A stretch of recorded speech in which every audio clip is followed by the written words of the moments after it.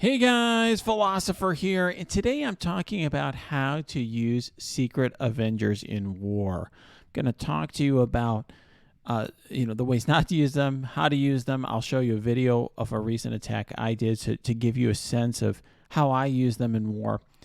And as you may have seen from the recent war offense and war defense videos I did, I definitely don't recommend putting this team on defense, okay? And there's an obvious reason why. And if you haven't figured it out yet, here's the answer.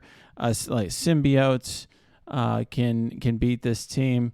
If it has Kestrel, it's a little harder, but you can use Axemen to beat this team. And the reason why this team does so poorly on defense is because Maria Hill has 3 summons, and they're going to come out, and either symbiotes or Axemen can eat them alive, and they'll get turn meter and get going, and you just won't be able to stop them. So this is not a good defensive team, but on offense, it's really powerful. And the reason why it's powerful is because the stats and kits on these characters are, have been kind of post Great Reset.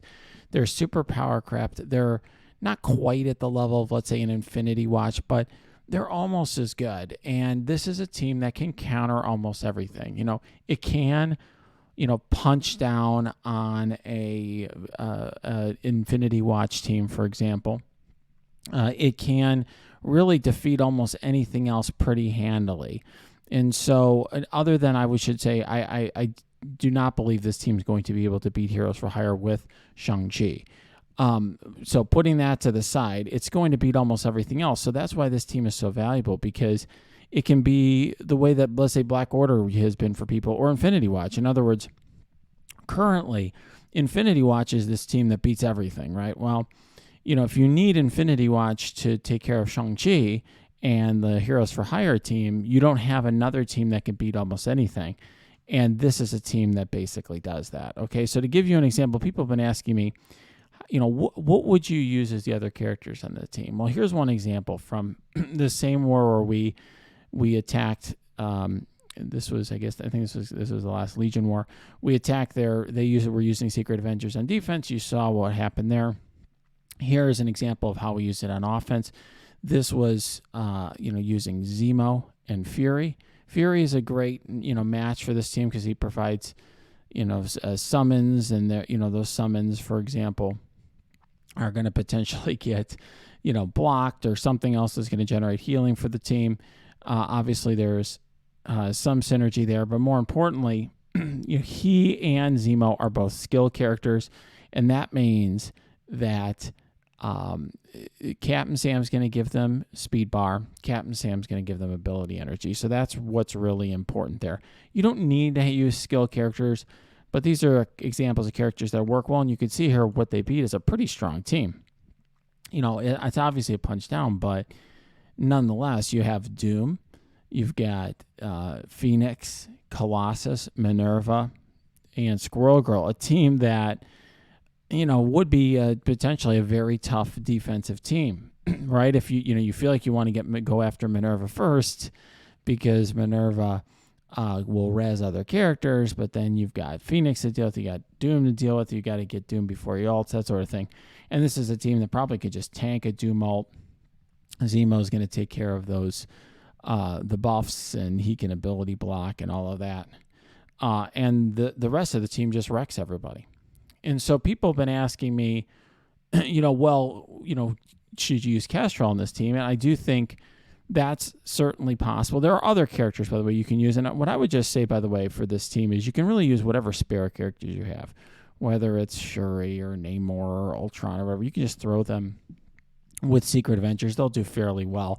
There aren't a lot of spare skill characters sitting around that don't, have generally their own teams. But, one character that's obviously works very well with this team, is Kestrel, right? So, Kestrel is fantastic. And when you use Kestrel with this team, it really gets taken to a whole new level. And I guess what I would just say, regarding that is that, Kestrel to me turns this into almost a super team. You need to use Kestrel with this team if you want to take on, for example, Infinity Watch, you're basically going to use Kestrel to remove a key character early. Whatever a small health character that you think her ult can remove. And then, again, you can use it really against other teams. So one thing that's hard for me, because I have a pretty big Secret Avenger team, is finding a team that's big enough to, to provide a good test for this team. So because it's 846K, so I actually found a punch across in a recent war, and that I think is actually a good example. I'm going to show you exactly what I did in that battle.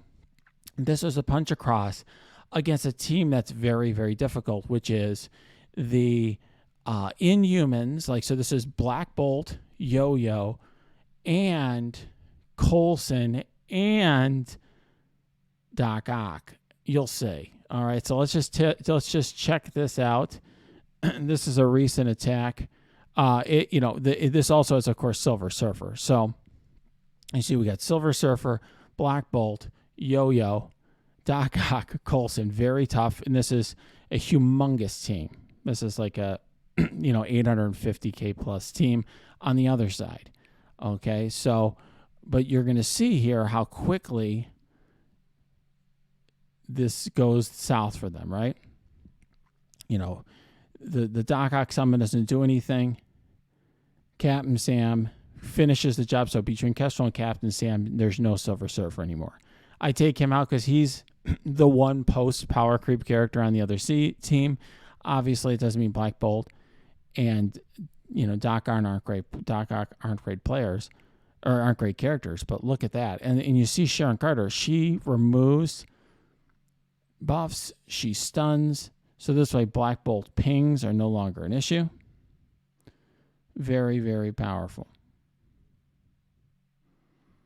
Now, this is the toughest spot that the team is ever in, but you've got all these summons to generate pings from Kestrel, and this is it. It's just mop up at this point.